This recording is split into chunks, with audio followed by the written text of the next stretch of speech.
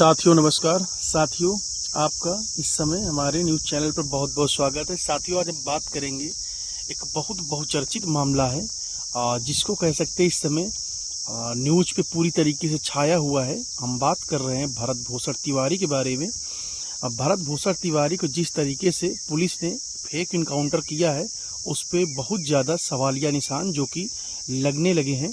और बात कर रहे हैं सिलसिलेवार तरीके से। भरत भूषण तिवारी एक सोशल मीडिया इन्फ्लुएंसर था और देखा जाए तो सबसे ज़्यादा टारगेट पे बिहार पुलिस के कई कारण थे उसके आने के। एक तो जो पिस्तौल वाला मैटर था उसके आ जाने के कारण हुआ था जो लहराई थी, और इसके अलावा भी बिहार सरकार की जो भी नीतियाँ होती थी, जो स्कीम होती थी, उनके खिलाफ खुलकर बोलना कहीं ना कहीं भरत तिवारी को महंगा पड़ा। महंगा नहीं कह सकते, जान जोखिम में डालकर जान गंवाना भी पड़ा, ये कह सकते। जिस तरीके से बिहार पुलिस ने मानसिक विक्षिप्त तक बता दिया था भरत भूषण तिवारी को, और बाद में जिस तरीके से उसके इनकाउंटर किया गया, पहले उसके पैरों में गोली मारी गई, इसके बाद उसके ऊपर 4 से 5 गोली मारी गई।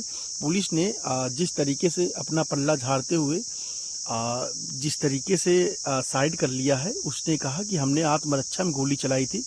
मुद्दा ये नहीं उठता है जैसे आपने आत्मरक्षा में गोली चलाई थी, लेकिन जिस तरीके से परिवार वालों का और उनके घर वालों का मानना है कि भरत भूषण तिवारी ने जिस तरीके से पिस्तौल अपनी फेंक दी थी और सरेंडर कर दिया था, बावजूद इसके बिहार पुलिस ने उसका फेक इनकाउंटर किया है। तो उस पर राजनीति सियासत बहुत गरमाई हुई है और इस पर तेजस्वी यादव खूब बरसे हैं, बिहार के डिप्टी सीएम रह चुके हैं।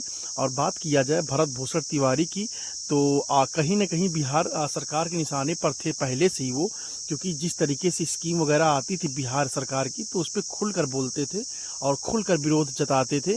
इसी कारण जिस तरीके से भोजपुर के इस लड़के का इनकाउंटर कर दिया गया, 28 से 30 साल की उम्र थी, और तो कहीं न कहीं बिहार पे ये सवालिया निशान खड़ा करता है कि जिस तरीके से फेक इनकाउंटर हुआ है तो इसमें कहीं ना कहीं पुलिस की भी लापरवाही है। और शासन प्रशासन को ये देखना चाहिए, सरकार को, जिस तरीके से फेक इनकाउंटर हुआ